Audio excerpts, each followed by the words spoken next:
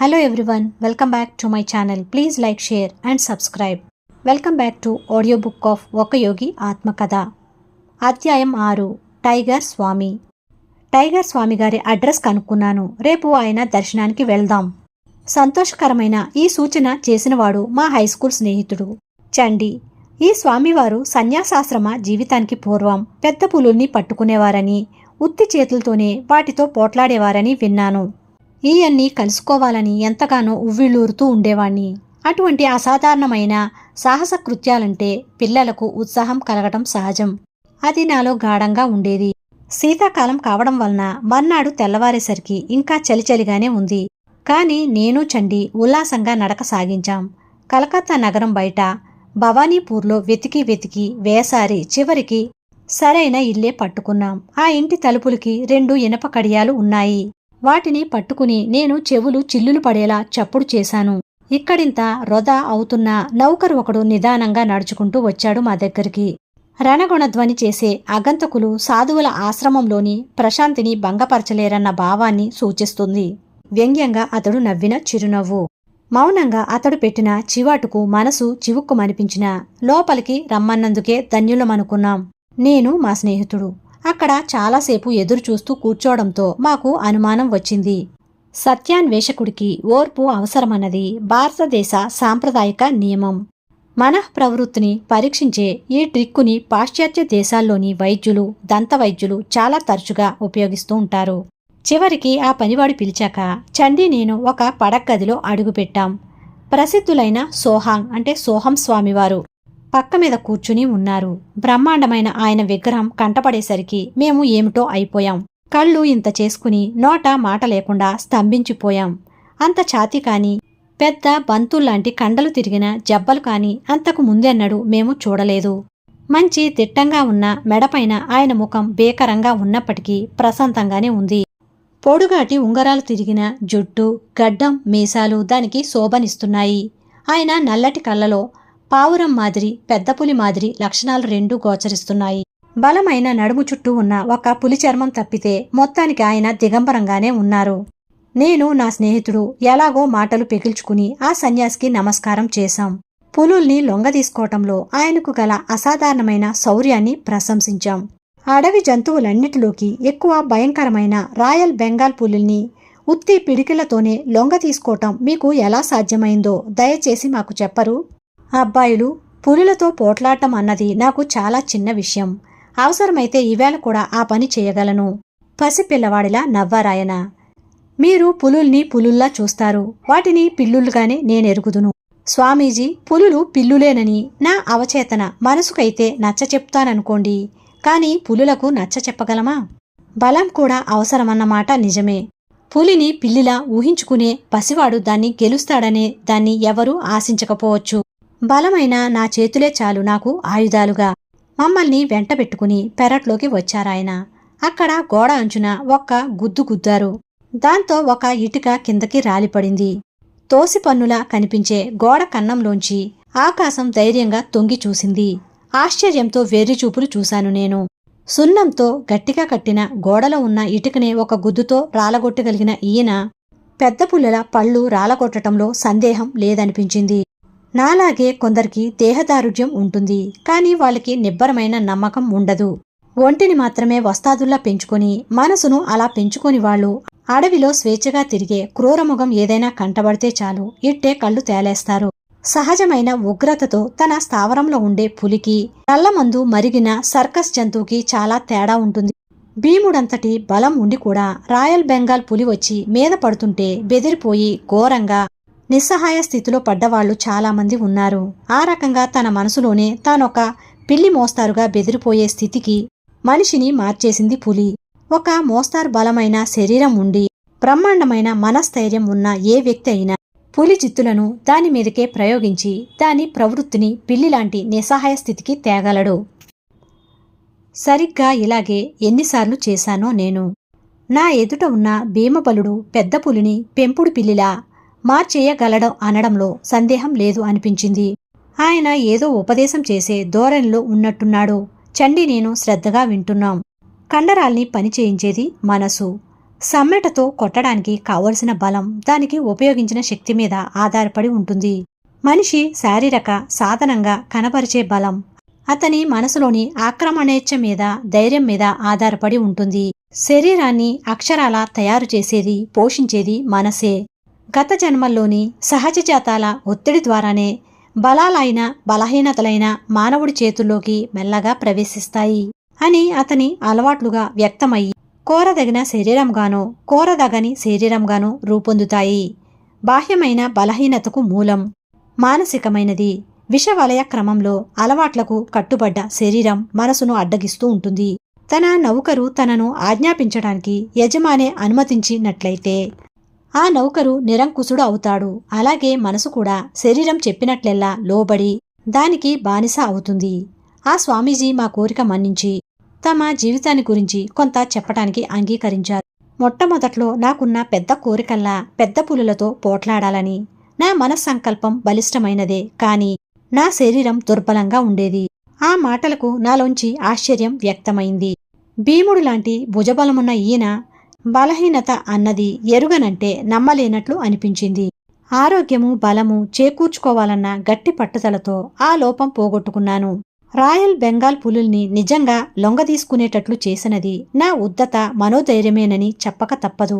పూజ్య స్వామీజీ, నేనెప్పటికైనా పెద్ద పులులతో పోట్లాడగలను అంటారా? అలాంటి విపరీతమైన కోరిక నా మనసులో చొరబడడం అదే మొదటిసారి, చివరిసారి కూడా. ఆహా అంటూ నవ్వారాయన. కాని పులులు చాలా రకాలున్నాయి. మానవుల కోరికలనే అడవుల్లో తిరుగుతూ ఉంటాయి. కొన్ని మామూలు జంతువుల్ని స్పృహ తప్పేటట్లు కొట్టడం వలన ఆధ్యాత్మికంగా లాభమేమీ కలగదు. అంతకంటే లోపల తిరిగే క్రూరముగాల్ని జయించు. అయ్యా, అడవి పులుల్ని అణిచేసే మీరు తీవ్రమైన మనోవికారాల్ని అణిచేవారుగా ఎలా మారారో చెప్తారా? టైగర్ స్వామి కొంతసేపు మౌనం వహించారు.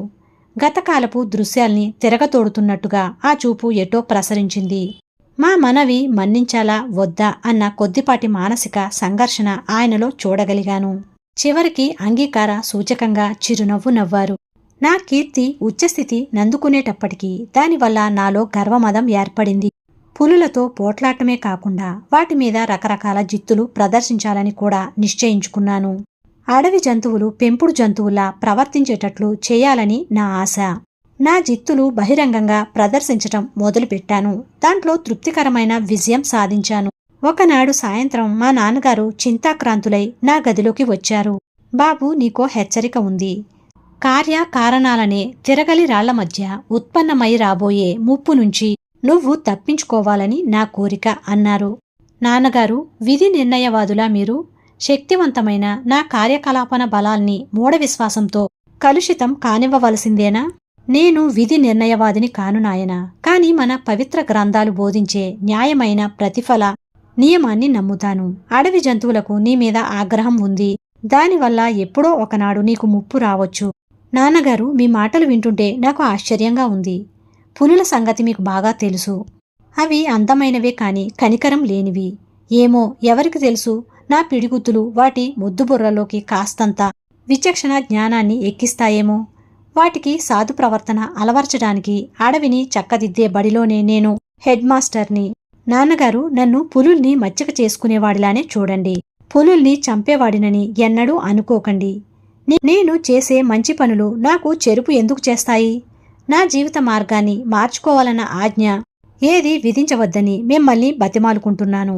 చండి నేను ఎంతో శ్రద్ధగా వింటున్నాం. వెనకటి సంకట స్థితి అర్థం చేసుకుంటూ.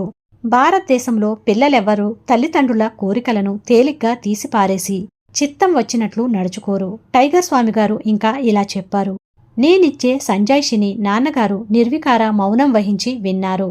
విన్న తర్వాత గంభీరంగా ఒక విషయం వెల్లడించారు. నాయనా, జరగబోయేదాని గురించి ఒక సాధువు నోట్లోంచి వచ్చిన అశుభ విషయాన్ని చెప్పక తప్పని పరిస్థితి తెస్తున్నావు. ప్రతిరోజులాగే నిన్న నేను వరండాలో కూర్చుని ధ్యానం చేసుకుంటూ ఉండగా ఆయన వచ్చాడు. ప్రియమిత్రమా, కలహప్రియుడైన నీ కొడుక్కి ఒక సందేశం తీసుకుని వచ్చాను. వాణ్ణి అటవికమైన పనులు మానేయమను. లేకపోతే ఈసారి పులితో పోట్లాటకు తలపడ్డప్పుడు తీవ్రమైన గాయాలకు గురి అయ్యి 6 నెలల పాటు ప్రాణాంతకమైన జబ్బుతో బాధపడతాడు. అప్పుడిక వెనకటి నడవడి విడిచిపెట్టి సన్యాసి అవుతాడు. ఈ కథ నా మనసుకెక్కలేదు. నాన్నగారు ఒక మాయదారి ఛాందస్తుడి మాటల్ని సులువుగా నమ్మేశారని అనుకున్నాను. తమ మూర్ఖత్వానికి దేనికో కించపడుతున్నట్లుగా ఆయన సహనం కోల్పోయినవాడి భంగిమ ఒకటి వేస్తూ ఈ విషయం వెల్లడించారు. చాలాసేపటి వరకు గంభీరంగా మౌనం వహించడం చూస్తే మేమక్కడ ఉన్న సంగతే ఆయన ఎరగనట్టున్నారు. అంతవరకు చెప్పిన కథలో విడిచిపెట్టిన కొస మళ్ళీ అందుకుని సాగించేసరికి ఆయన స్వరం హఠాత్తుగా మందగించింది. నాన్నగారు హెచ్చరించి అట్టే కాలం కాకముందే నేను కూచ్ బిహార్ రాజధానికి వెళ్లాను. ప్రకృతి సౌందర్యంతో నిండిన ఆ ప్రాంతం నాకు కొత్త. విశ్రాంతిగా అక్కడ కొంత మార్పు ఉంటుందని ఆశపడ్డాను. మామూలుగా ప్రతి చోట జరిగినట్టుగానే అక్కడ కూడా వీధుల్లో జనం నన్ను ఇంతగా చూస్తూ వెంటబడ్డారు. గుసగుసలాడుతూ వాళ్లు చేసే వ్యాఖ్యానంలో కొన్ని ముక్కలు పట్టుకున్నాను కూడా. అడవి పుల్లులతో పోట్లాడేవాడు ఈయనే. ఈయనవి కాళ్ళ చెట్ల బోదల. ఆయన మొహం చూడు, పులిరాజు అవతారమే అయి ఉండాలి. వార్తాపత్రికలు వేసే తుది సంచికల్లా పల్లెటూరి పిల్లకాయలు ఎలా పనిచేస్తారో తెలుసా? అంతకంటే కూడా ఆలస్యంగా వెలువడే పత్రికల్లా ఆడవాళ్ళు ప్రసంగ విశేషాలు ఇంటింటికి ఎంత వడిగా వ్యాపిస్తాయో. కొన్ని గంటల్లోనే నేను ఊళ్ళో ఉన్నందుకు ఆ నగరమంతా కోలాహలం చెలరేగింది. సాయంత్రం నేను ప్రశాంతంగా విశ్రాంతి తీసుకుంటున్నాను. ఇంతలో దౌడు తీసే గుర్రాల చప్పుళ్లు వినిపించాయి. అవి నా బసకెదురుగా వచ్చి ఆగిపోయాయి. తలపాగాలు పెట్టుకున్న పొడగాటి పోలీసు వాళ్లు కొందరు లోపలికి వచ్చారు. నేను ఆశ్చర్యపడ్డాను. మానవ చట్టం సృష్టించిన వేళకి అన్నీ సంభవమైనవే అనుకున్నాను. నాకు బొత్తిగా ఏమీ తెలియని విషయాల గురించి దండించబోరు కదా అనిపించింది. కాని ఈ ఆఫీసర్లు అలవాటు లేనంత అతి వినయంతో వంగి నమస్కరించారు. అయ్యగారు, కూచ్ బిహార్ యువరాజు గారు వారి తరపున తమకు స్వాగతం ఇవ్వడానికి మమ్మల్ని పంపారు. రేపు ప్రొద్దున్న తమరు రాజమందిరానికి దయచేయవలసిందిగా వారు కోరుతున్నారు. ఈ పిలుపు ఎందుకై ఉంటుందా అని కొంతసేపు ఆలోచించాను. అస్పష్టమైన ఏ కారణం వల్లో కాని ప్రశాంతమైన యాత్రకు ఈ అవరోధం కలిగినందుకు మనసు చివుక్కుమనిపించింది. కాని పోలీసులు చూపించే వినమ్ర భావం నన్ను కదిలించింది. పోవడానికే ఒప్పుకున్నాను. మర్నాడు 4 గుర్రాలు పూంచిన అద్భుతమైన బండిని గుమ్మంలోకి తీసుకువచ్చి అతి మర్యాదలతో నన్ను రాజమందిరానికి తీసుకుని వెళ్తూ ఉంటే తబ్బిబ్బు అయ్యాను. మలమల మార్చే ఎండ నాకు తగలకుండా ఉండాలని ఒక భటుడు అందంగా అలంకరించి ఉన్న గొడుగు పట్టాడు. నగర వీధుల గుండాను, శివార్లో ఉన్న వనాల గుండాను కులాసాగా సాగుతూ ఆనందించాను. నాకు స్వాగతం పలకడానికి రాజవంశాంకురమే స్వయంగా మందిర ద్వారం దగ్గర ఉన్నాడు. బంగారు నగిషీ చేసిన తన ఆసనాన్ని నాకు ఇచ్చి అంతకంటే సాదా నమూనాలో ఉన్న కుర్చీలో తాను కూర్చుంటూ చిరునవ్వు చిందించాడు. ఈ మర్యాదంతా నాకు తప్పకుండా ముప్పు తెస్తుంది అని ఆశ్చర్యం పెరుగుతూ ఉండగా అనుకున్నాను. కాసేపు కుశల ప్రశ్నలు జరిగిన తరువాత యువరాజు ఉద్దేశం బయటపడింది. మీరు ఉత్తి చేతులతోనే అడవి పులులతో పోట్లాడగలరని మా ఊరంతా పుకారుగా ఉంది. ఇది నిజమేనా? అక్షరాల నిజం. నేను నమ్మలేను. పట్నవాసుల తెల్ల బియ్యపన్నం తిని పెరిగిన కలకత్తా బెంగాలీలు మీరు. నిజం చెప్పండి. మీరు పోట్లాడేది వెన్ను బలం లేని నల్లమందు మరిగిన జంతువులతోనే కదూ? ఆయన గొంతు బిగ్గరగా వెటకారంగా ఉంది. మాట తీరులో ప్రాంతీయమైన యాస కలిగి ఉంది. నన్ను అవమానపరిచే ఆయన ప్రశ్నకు నేను జవాబు చెప్పలేదు. మాకు కొత్తగా పట్టుబడ్డ రాజాబేగం అనే పులితో పోట్లాడాలని మిమ్మల్ని సవాలు చేస్తున్నాను. మీరు దాన్ని సరిగ్గా ఎదిరించి గొలుసుతో కట్టేసి ఒంటిమీద స్పృహ పోకుండా దాని బోనులోంచి బయటకు రాగలిగితే ఆ రాయల్ బెంగాల్ పులిని మీరే తీసుకోవచ్చు. అంతేకాక అనేక వేల రూపాయలు, అనేక ఇతర బహుమతులు కూడా వస్తాయి. ఒకవేళ మీరు దాన్ని ఎదుర్కోవడానికి ఒప్పుకోలేకపోతే మీరు ఒట్టి దగుల్బాజీ అని మా రాజ్యమంతటా చాటిస్తాను. అవమానకరమైన ఆయన మాటలు తుపాకీ గుండ్ల వర్షంలా తగిలాయి. నేను కోపంగానే అంగీకారం తెలిపాను. ఆ ఉద్రేకంలో ఆయన కుర్చీలోంచి సగం లేచి ఒక విషపు నవ్వు నవ్వుతూ మళ్లీ కుర్చీలో కూలబడ్డాడు. ఆయన్ని చూస్తుంటే క్రైస్తవుల్ని క్రూరముగాల మధ్య విడిచిపెట్టి ఆనందించే రోమన్ చక్రవర్తులు గుర్తుకొచ్చారు నాకు. ఆయన ఇలా అన్నాడు. పోటీ ఇంకో వారంలో ఏర్పాటవుతుంది. ఆ పులిని ముందుగా చూడటానికి మీకు అనుమతి ఇవ్వలేనందుకు విచారిస్తున్నాను. ఆ మృగానికి నేను వశీకరణ చేస్తాననో రహస్యంగా నల్లమందు పెట్టడానికి ప్రయత్నిస్తాననో ఆ యువరాజు భయపడ్డాడేమో నాకు తెలియదు.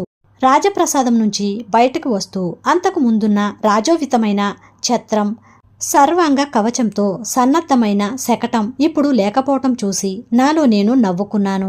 మరుసటి వారమంతా రాబోయే కఠిన పరీక్షకు కావలసినట్టుగా నా శరీరాన్ని, మనసును క్రమపద్ధతిలో సిద్ధం చేసుకున్నాను. నా నౌకరు ద్వారా కొన్ని విచిత్రమైన కట్టుకథలు కూడా విన్నాను.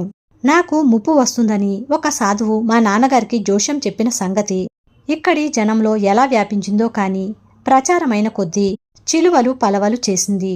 దేవతల శాపం పొందిన ఒక దుష్టశక్తి పులిగా జన్మించి రాత్రుళ్ళు రకరకాల రాక్షస రూపాలు దాలుస్తుందని, పగలు మట్టుకు చారల పులిలాగే ఉంటుందని అమాయకులైన గ్రామ ప్రజలు నమ్మారు.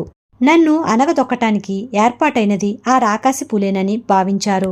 వాళ్ల ఊహల్లో అల్లుకున్న మరో కథ ఏమిటంటే, జంతువులన్నీ కలిసి పులుల స్వర్గానికి పెట్టుకున్న మొర ఫలించి రాజాబేగం అవతరించిందట.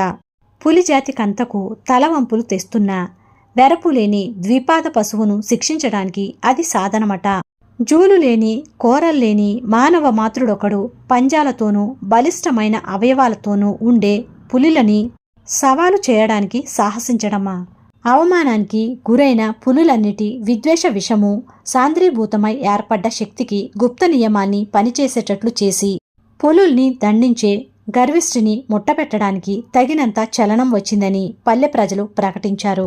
మనిషికి మృగానికి మధ్య జరిగే ఈ పోట్లాటకు యువరాజే నిర్వాహకుడిగా వ్యవహరిస్తున్నాడని కూడా నా నౌకరు చెప్పాడు.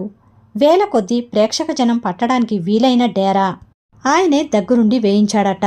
తుఫానును కూడా తట్టుకోగలిగేటంత దిట్టంగా వేయించాడు. దాని మధ్యలో బ్రహ్మాండమైన బోనులో రాజాబేగం ఉంది. బోను చుట్టూ కాపుదల గది ఏర్పాటయి ఉంది. బోనులో బందీగా ఉన్న పులి నెత్తురు తోడుకుపోయేటంతటగా భయంకరంగా గర్జిస్తుంది. దానికి కోపంతో పాటు ఆకలి రగిలించటం కోసం తిండి అడపా తడపా పెడుతూ వచ్చారు. బహుశా నేనే దానికి విందు భోజనం అవుతానని అనుకుని ఉంటాడు ఆ యువరాజు. సాటిలేని ఈ పోటీని గురించి బాగా టముకు వేయించినందువల్ల నగరంలోని వాళ్ళు బయట వాళ్ళు కూడా తండోపతండాలుగా వచ్చి టిక్కెట్లు కొనుక్కున్నారు. పోట్లాట జరిగేనాడు వందలాది జనం టిక్కెట్లు దొరక్క వెనక్కి తిరిగి వెళ్లిపోయారు. చాలామంది డేరా కంతల్లోంచి చొరబడి గ్యాలరీల కింద ఉన్న చోటకి చేరి కిక్కిరిసిపోయారు. టైగర్ స్వామి కథ మంచి పట్టులోకి వస్తుంటే నాలో ఉద్రేకం పెళ్లుబీగుతూ వచ్చింది. చండీ కూడా శ్రద్ధగా మూగబోయి వింటున్నాడు. ఒక పక్క రాజాబేగం చెవులు చిల్లులు పడేటట్లు గర్జిస్తుంది. మరో పక్క కొంచెం కంగారు పడ్డ ప్రేక్షక జనం గోల చేస్తున్నారు. ఆ మధ్యలో నేను ప్రశాంతంగా ప్రవేశించాను. నడుముకు చుట్టి కట్టుకున్న చిన్న గుడ్డ తప్ప నా ఒంటిని కాసుకోవడానికి మరే బట్టలు లేవు. కాపుదల గది తలుపు గడియ తీసి లోపలికి నిబ్బరంగా వెళ్లి మళ్లీ బిగించాను. మనిషి నెత్తురు పసిగట్టింది పులి. చువ్వలు పెలపెలలాడే అంతటిగా రొద చేస్తూ ముందుకు ఉరుకుతూ నాకు మహోగ్రంగా స్వాగతం ఇచ్చింది. జాలి భయము కలగలుపుగా కలిగిన ప్రేక్షకుల్లో నిశ్శబ్దం ఆవరించింది. మహోగ్రమైన క్రూరముఖం ముందు నేను ఒక గొర్రెపిల్ల మోస్తారుగా కనిపించాను. ఒక్క క్షణంలో నేను బోనులోకి ప్రవేశించాను. కాని నేను తలుపు మూస్తూ ఉండగానే రాజాబేగం నిలువున నా మీదకి వచ్చిపడింది. నా కుడిచెయ్యి ఘోరంగా చీలుకుపోయింది. పులికి అన్నిటికంటే ఇష్టమైన మానవ రక్తం చేతినుంచి వరదలా ప్రవహించింది. ఆనాడు సాధువు చెప్పిన జోష్యం నిజమవుతున్నట్టు అనిపించింది. అంతకు ముందెన్నడూ ఎరగనంత తీవ్రమైన గాయం మొట్టమొదటిసారిగా అవడంతో మెరుపు దెబ్బ తిన్నట్టు అయ్యింది. నేను తక్షణమే తేరుకున్నాను. నెత్తురు ఓడుతున్న వేళ్లు దాని కంటికి కనపడకుండా ఉండాలని అంగోస్త్రం కింద పెట్టేశాను. ఎడమ చేత్తో విసురుగా ఎముకలు విరిగేలా ఒక్క గుద్దు గుద్దాను. దాంతో పులి వెనక్కి తిరగబడి బోనులో వెనకతట్టున గింగిరాలు తిరిగి మళ్లీ నా ఎదుటకు వచ్చింది. పిడిగుద్దులకు మనం పెట్టింది పేరు. ఆ పిడిగుద్దులతో దాని నెత్తిమీద దబదబా మొత్తాను. చాలా కాలం పాటు సారా చిక్కని తాగుబోతికి మళ్లీ అది చిక్కితే మొదటి పీల్పు ఎంత వెర్రెత్తిస్తుందో రాజాబేగంకు నెత్తుటి రుచి అంత వెర్రెత్తిచ్చింది. మధ్య మధ్య చెవులు గళ్ళు పడేలా గాండ్రిస్తూ కోపంతో రెచ్చిపోతూ నా మీద విరుచుకుపడింది. వాడిగా ఉన్న పంజాలు కోరలు గల ఆ పులి ముందు నేను ఒంటి చేత్తో కాసుకోవలసి ఉన్నందువలన దాని వాతపడే పరిస్థితిలో పడ్డాను. అయినా దానికి దిమ్మ తిరిగేటట్టు దెబ్బ తీయలేకపోలేదు. ఇద్దరము చావో బతుకో తేల్చుకోవలసినంత తీవ్రంగా పెనుగులాడుతూ ఉన్నాం. బోనంతా గందరగోళమైపోయింది. నెత్తురు అన్ని వైపులకి చిమ్మేసింది. బాధ కసి కలిపిన గాండ్రింపులు దాని గొంతులో నుంచి వెలువడుతున్నాయి. కాల్చండి, పులిని చంపండి అంటూ ప్రేక్షకుల్లోంచి కేకలు వినవచ్చాయి. ఈ పెనుగులాటలో మనిషి మృగము కూడా వడివడిగా తిరుగుతూ ఉండడం వలన రక్షకభటుడు కొట్టిన తుపాకీ గుండు గురి తప్పిపోయింది కూడా. నేను నా సంకల్ప శక్తిని అంతటినీ కూడగట్టుకుని భయంకరంగా హూంకరిస్తూ చిట్ట చివరి చావు దెబ్బ కొట్టాను. పులి కూలబడిపోయి చడీ చప్పుడు లేకుండా పడుకుంది. పిల్లిలాగా అన్నాను మధ్యలో ఉండబట్టలేక. నా మాటకు మెచ్చుకుంటున్నట్లుగా నవ్వారు స్వామీజీ. తరువాత మళ్లీ మంచి పట్టుగా సాగుతున్న కథ మళ్లీ కొనసాగించారు. చివరికి రాజాబేగం ఓడిపోయింది. తరువాత దాని రాజగర్వం మరింత అణిగిపోయింది. గాయాలతో చిట్లిపోయిన నా చేతులతో జబర్దస్తిగా దాని దవడలు పెగలదీసి నాటక పక్కీలో రంజింప చేయడం కోసం ఒక్క క్షణం మృత్యుముఖంలో తలదూర్చి ఉంచాను. గొలుసు కోసం చుట్టూ చూశాను. నేల మీద ఉన్న గుట్టలోంచి ఒక గొలుసు లాగి పులి మెడకు బిగించి బోను కడ్డీలకు కట్టాను. విజయోత్సాహంతో గుమ్మం వైపు నడిచాను. కాని రాకాసి పుట్టుక పుట్టిన ఆ రాజాబేగంకు పుట్టు మూలానికి తగ్గ రాకాసి బలం ఇంకా ఉంది. బలంగా ఒక్క ఊపుతో గొలుసు తెంపుకుని నా వీపు మీదకి దూకింది. నా భుజం దాని కోరల్లో చిక్కింది. నేను కుప్పకూలిపోయాను. కాని మరుక్షణంలోనే దాన్ని నేలమీద పడగొట్టి అణిచివేశాను. నిర్దాక్షిణ్యంగా నేను గుద్దిన గుద్దులకు అది ఒళ్ళు తెలిసి తెలియని స్థితిలో పడింది. ఈసారి దాన్నింకా జాగ్రత్తగా కట్టిపాడేశాను. మెల్లగా బోనులోంచి బయటకు వచ్చాను. ఈసారి నాకు కొత్త రకం అరుపులు వినవచ్చాయి. ఆనందంతో అరిచిన అరుపులవి.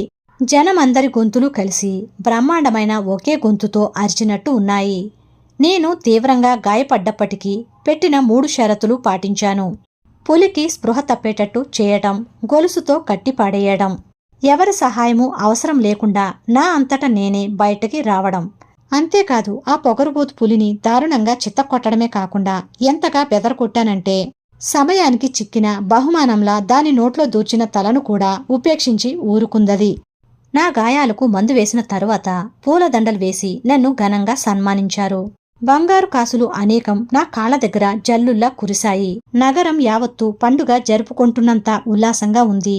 ఎన్నడూ కనీవిని ఎరుగనంత పెద్ద క్రూరమైన పులిని చిత్తు చేసినందుకు నా గురించి అన్ని చోట్ల అంతు లేకుండా చెప్పుకున్నారు. అన్నమాట ప్రకారం ఆ రాజాబేగంను నన్నే తీసుకోమన్నారు. కాని నాకేమీ ఉత్సాహం కలగలేదు. ఒక రకమైన ఆధ్యాత్మిక పరిణామం నాలో ప్రవేశించింది. నేను పులిపోనులోంచి చివరిసారిగా బయటికి రావడంతోనే ప్రాపంచికమైన నా ఆశలన్నిటికీ ద్వారం మూసివేసినట్టు అనిపించింది. తరువాత నాకు కష్టకాలం వచ్చింది. నెత్తురు విషపూరితమైనందువలన 6 నెలల పాటు మృత్యుముఖంలో ఉన్నాను. కూచ్ బిహార్ విడిచి వెళ్లడానికి తగినంత స్వస్థత చేకూరగానే నేను మా స్వగ్రామానికి తిరిగి వచ్చేశాను. నన్ను ముందుగానే జ్ఞానపూర్ణమైన మాటలతో హెచ్చరించిన ఆ సాధు పుంగవుడే నా గురువని నేను తెలుసుకున్నాను. ఈ మాట నాన్నగారికి వినయంగా చెప్పాను. ఆయన ఎక్కడున్నారో కనుక్కోగలిగితే ఎంత బావుండును. నా కోరిక చిత్తశుద్ధితో కూడినది కనుకనే ఆ సాధువు ఒకనాడు అనుకోకుండా వచ్చారు. పులుల్ని అణచడం ఇక చాలు అన్నారు ఆయన ప్రశాంత నిర్భర స్వరంతో. నాతో రా. మానవ మనసనే అడవుల్లో సంచరించే అజ్ఞాన మృగాల్ని అణచడం ఎలాగో నేర్పుతాను.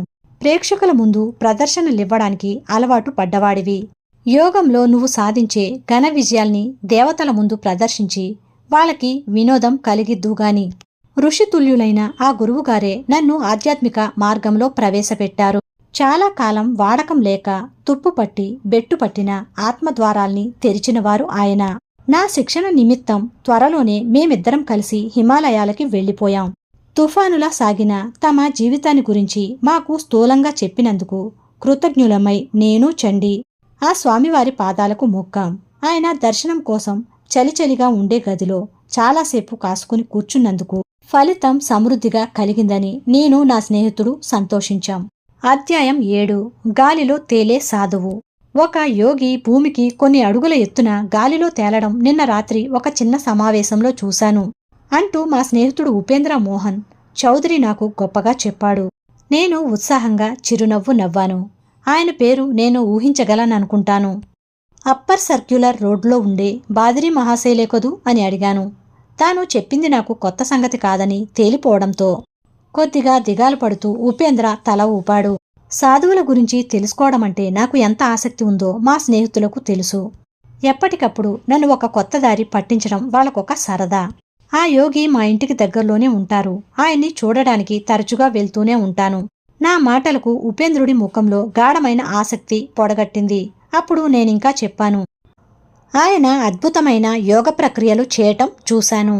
అష్టాంగ యోగంలో పతంజలి చెప్పిన రకరకాల ప్రాణాయామాల్ని ఆయన గొప్పగా సాధన చేశారు. నేనక్కడ ఉండగా ఒకసారి బాదురి మహాశయులు భస్మిక ప్రాణాయామం ఎంత ఫోర్సుగా అంటే బలంగా చేశారంటే గదిలో నిజంగా తుఫాను వచ్చినట్లు అనిపించింది. ఆ తరువాత ఉరిమే శ్వాసని పూర్తిగా ఆపుచేసి ఉన్నతమైన అధిచేతన స్థితిలో నిశ్చలంగా ఉండిపోయారు. ఆ శ్వాస తుఫాను తర్వాత వచ్చిన ప్రశాంతత నా మనసుపై చెరగని ముద్ర వేసింది. ఆ సాధువు ఇల్లు విడిచి ఎప్పుడూ బయటకు వెళ్లరని విన్నాను. ఉపేంద్రుడి కంఠస్వరంలో కొద్దిగా అపనమ్మకం ధ్వనించింది. ముమ్మాటికి నిజం. గత 20 ఏళ్లుగా ఆయన ఇల్లు విడిచి బయటకు రాలేదు. మన పర్వదినాల్లో మాత్రం ఆయన తమకు తాము పెట్టుకున్న నియమాన్ని కొద్దిగా సడలించి గుమ్మం దాటి వీధి దాకా మాత్రం వెళ్తారు. బాదురి మహాశయులు జాలిగుండే కలవారని అందరికీ తెలుసు కనుక ముష్టివాలు ఆయన గుమ్మం దగ్గరికి చేరుతూ ఉంటారు. గురుత్వాకర్షణ శక్తిని ఉల్లంఘించి గాలిలో ఎలా ఉంటారాయన? నిర్ణీతమైన కొన్ని రకాల ప్రాణాయామాలు చేస్తే యోగి శరీరానికి స్థూలత్వం పోతుంది. అప్పుడది పైకైనా లేస్తుంది, కప్ప మాదిరిగా కుప్పించి ఎగురుతూనైనా ఉంటుంది. విధాయకమైన యోగాభ్యాసం చెయ్యని సాధువులు కూడా గాఢమైన భక్తి పారవస్య స్థితిలో ఉన్నప్పుడు అలా గాలిలో తేలుతూ ఉంటారని వింటాం. ఈయన్ని గురించి ఇంకా తెలుసుకోవాలని ఉంది నాకు. సాయం సమయాల్లో ఆయన జరిపే సమావేశాలకు వెళ్తూ ఉంటావా? ఉపేంద్రుడి కళ్ళు ఆసక్తితో మెలమెల మెరుస్తున్నాయి. తరచూ వెళ్తూనే ఉంటాను. ఆయన జ్ఞానంలోని చమత్కారం నాకు చాలా ఉల్లాసం కలిగిస్తూ ఉంటుంది. అప్పుడప్పుడు నేను అదే పనిగా నవ్వుతూ ఉండటం వలన సమావేశాల్లో గాంభీర్యం సడలిపోతూ ఉంటుంది.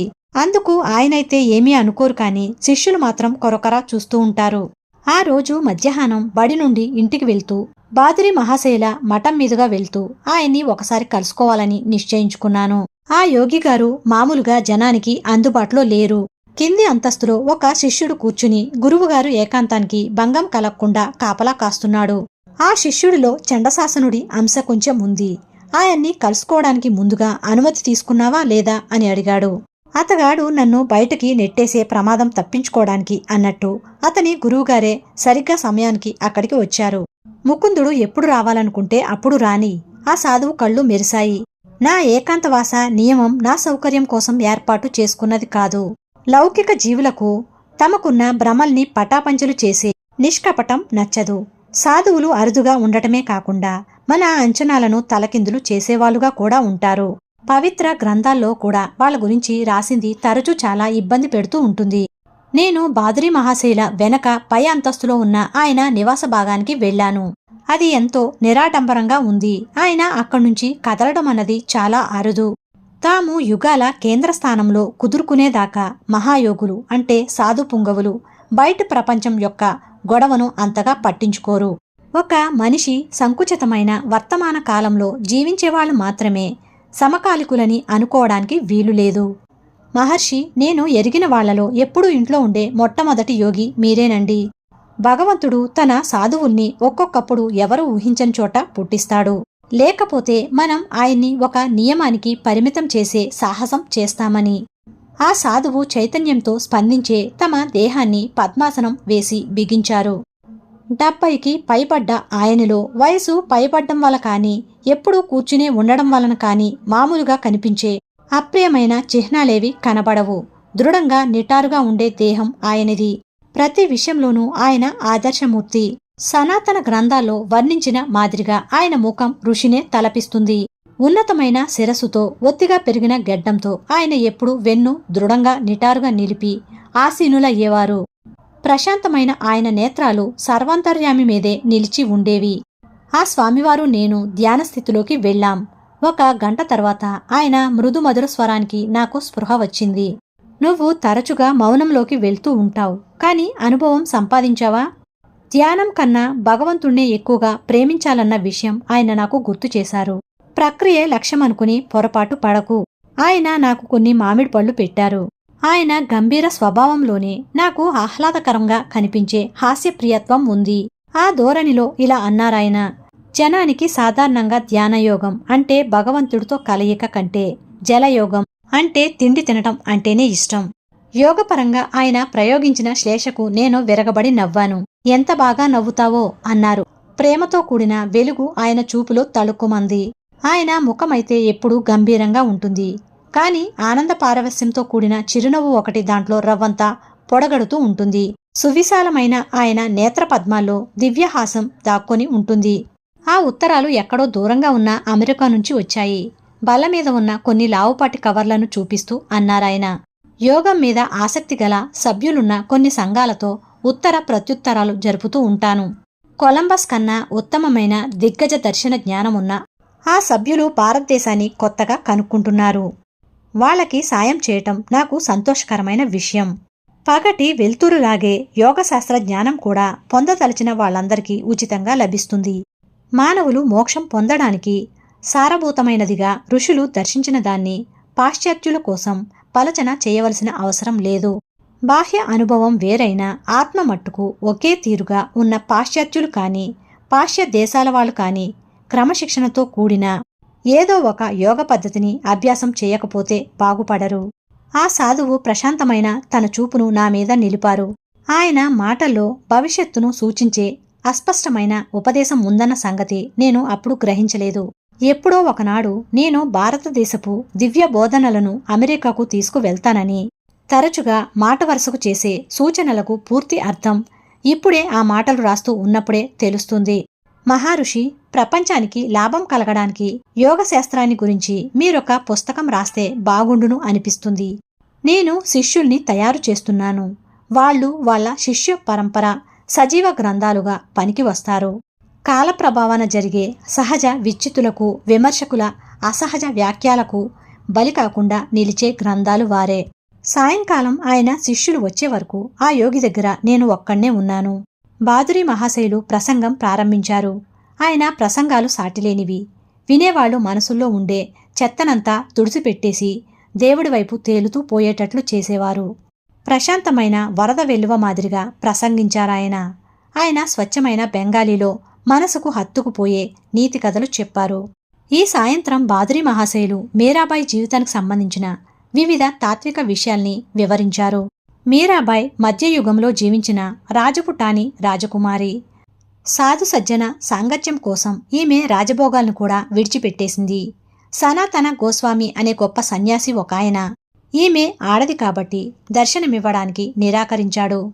దానికి ఈమె ఇచ్చిన జవాబుతో ఆయనే తల వంచుకుని ఈమె పాదాల దగ్గరికి రావలసి వచ్చింది. మీ స్వాముల వారికి చెప్పండి అన్నదామె. ఈ విశ్వంలో దేవుడు తప్ప మరో మగవాడెవ్వడూ ఉన్నట్టు నాకు తెలియదు. ఆయన ముందు మనమందరం ఆడవాళ్లం కామా? అంటే ఒకే ఒక సృష్టికర్త దేవదేవుడని, ఆయన సృష్టి అంతా స్తబ్దమైన మాయ తప్ప మరేమీ కాదని పవిత్ర గ్రంథాలు వెల్లడించే భావన. మీరాబాయి ఆనంద పారవస్యంతో అనేక కీర్తనలు కట్టింది. వాటిని ఈనాటికి భారతదేశంలో పదిలపరుచుకుంటారు. వాటిలో ఒకటి క్రింద అనువదిస్తాము. ప్రతినిత్యం స్నానం చేస్తేనే దేవుడు సాక్షాత్కరిస్తాడు అంటే వెంటనే నేను తిమింగలానవుతాను. ఆకాతంలో దుంపలు పళ్ళు తిన్నంత మాత్రాన తెలిసేటట్టయితే ఆయన నేను మేకజన్మ ఎత్తితేనే బాగుండును అనుకుంటాను. జపమాల తిప్పితేనే ఆయన బయటపడతాడంటే పెద్ద పూసల మాలతోనే జపాలు చేస్తాను. రాతి బొమ్మలకు మొక్కడం వల్లనే ఆయన తెరమరుగు విడుస్తానంటే పాషాణమయమైన పర్వతాన్నే పూజిస్తాను. సవినయంగా పాలు తాగితేనే ఆయన్ని వంట పట్టించుకోవచ్చు అంటే ఎన్నో పాడిదూడలకు, పసిపిల్లలకు ఆయనీపాటికి తెలిసిపోయే ఉండాలి. సతిని విడిచిన మాత్రాన దేవుడికి పిలుపు అందుతుందంటే వేల కొద్దీ జనం నపుంసకులైపోరా మరి? మీరాబాయికి తెలుసు దేవుణ్ణి కనుక్కోవడానికి తప్పకుండా ఉండవలసింది ప్రేమ ఒక్కటేనని. బాదురి మహాశయులు యోగాసనంలో కూర్చుని ఉండగా చాలామంది విద్యార్థులు ఆయన పక్కన ఉన్న పాంకోలలో రూపాయలు పెట్టారు. భారతదేశంలో సాంప్రదాయ ప్రకారంగా భక్తితో ఇలా సమర్పించడం అన్నది శిష్యుడు తన భౌతిక సంపత్తిని గురువుగారి పాదాల ముందు అర్పిస్తారనడానికి సూచన. కృతజ్ఞత చూపే స్నేహితులెవరంటే తన వాళ్ళు అవసరాలు చూసుకునేందుకు మారువేషం ధరించిన భగవంతుడే. స్వామి, మీరు అద్భుతమైనవారు. ఒక శిష్యుడు ఈ ఋషి పుంగవుల దగ్గర సెలవు తీసుకుంటూ భక్తిపూర్వకంగా అన్నాడు. భగవంతుణ్ణి అన్వేషించడం కోసం, మాకు జ్ఞానోపదేశం చేయడం కోసం మీరు సంపదలు, సౌఖ్యాలు అన్నీ త్యాగం చేసేశారు. బాదురి మహాశయులు చిన్నతనంలో ఏకైక లక్ష్యంతో యోగ మార్గంలోకి ప్రవేశించేటప్పుడు పెద్దలిచ్చిన గొప్ప సంపదను విడిచిపెట్టేశారన్నది లోకప్రసిద్ధం. విషయాన్ని తారుమారు చేస్తున్నావు నువ్వు. ఆ యోగి ముఖంలో మెత్తటి మందలింపు ఉంది. నేను అనంతమైన ఆనందంతో కూడిన విశ్వ సామ్రాజ్యం కోసం పనికి మాలిన రూపాయలు, కొన్ని చిల్లర మల్లర సుఖాలు మట్టుకే విడిచిపెట్టేశాను. అటువంటప్పుడు నేను నాకేమీ లేకుండా చేసుకోవడమేమిటి? ఒక గొప్ప నిధిని ఇతరులతో పంచుకోవటంలో ఉన్న ఆనందం నాకు తెలుసు. అది కూడా ఒక త్యాగమేనా? కురచచూపుగల లోకులే నిజమైన త్యాగపురుషులు. ఒక గుప్పెడు ప్రాపంచికమైన ఆటబొమ్మల కోసం అసమానమైన దివ్య సంపదల్ని త్యాగం చేస్తున్నారు. త్యాగాన్ని గురించిన ఆయన దృష్టికి నాలో నేను నవ్వుకున్నాను. గర్విష్ఠులైన కోటీశ్వరులను అనుకోని త్యాగపురుషులుగా మార్చేసి సాధువైన ఏ బిచ్చగాడి నెత్తినైనా కుబేర కిరీటం పెట్టేటట్టుగా ఉందది. భగవంతుడు ఏర్పరిచిన జీవిత క్రమం బీమా కంపెనీ కంటే కూడా తెలివిగా మన భవిష్యత్తును అమర్చి ఉంచుతుంది. స్వామివారు పలికిన తుది పలుకులు తమ విశ్వాసాన్ని స్వయంగా అనుభవసిద్ధం చేసుకున్న మీదట వెలువడినవి. ఈ ప్రపంచం బయట భద్రత ఉండి లోపల అశాంతి అలుముకున్న విశ్వాసపరులతో నిండి ఉంది. కటుగా ఉండేవాళ్లు ఆలోచనలు వాళ్ల నుదుటి మీద మచ్చల్లాంటివి. తొలిసారిగా ఊపిరి ఆడినప్పటినుంచి మనకు గాలి పాలు కల్పించిన వాడికి తన భక్తులకు ఏ రోజుకు కావలసినవి ఆ రోజు అమర్చి పెట్టడం ఎలాగో తెలుసు. బడి విడిచిపెట్టిన తర్వాత ఆ సాధుగారి దర్శనానికి వెళ్లడం కొనసాగిస్తూనే వచ్చాను. నేను అనుభవం సంపాదించటంలో ఆయనెంతో ఉత్సాహంతో నిశ్శబ్దంగా తోడ్పడ్డారు. ఒకనాడు ఆయన రఘుమోహన్ రాయ్ రోడ్డుకు మకాం మార్చేశారు. అది మా ఇంటి పరిసరాలకి చాలా దూరం. ఆయన మీద అభిమానం గల శిష్యులొకరు నాగేంద్ర మఠం అన్న పేరుతో ఆయన కోసం ఒక ఆశ్రమం కట్టించారు. నా ఆత్మకథను అనేక సంవత్సరాలు ముందుకు తీసుకుపోయేటప్పటికీ బాదురీ మహాశయులు నాతో అన్న చివరి మాటల గురించి ఇక్కడ చెప్పాలి. నేను పాశ్చాత్య దేశాలకు బయలుదేరడానికి కొద్దిగా ముందు ఆయన్ని కలిసి వీడ్కోలు దీవెనల కోసం ఆయన ముందు మోకరిల్లాను. నాయనా, అమెరికా వెళ్ళు. సనాతన భారతదేశం ఘనతని నీకు కవచంగా తీసుకుని వెళ్ళు. విజయం నీ నుదుట రాసి ఉంది. దూరదేశాల సజ్జనులు నిన్ను బాగా ఆదరిస్తారు. నెక్స్ట్ చాప్టర్ నెక్స్ట్ వీడియోలో. Thank you for watching. Please like, share and subscribe.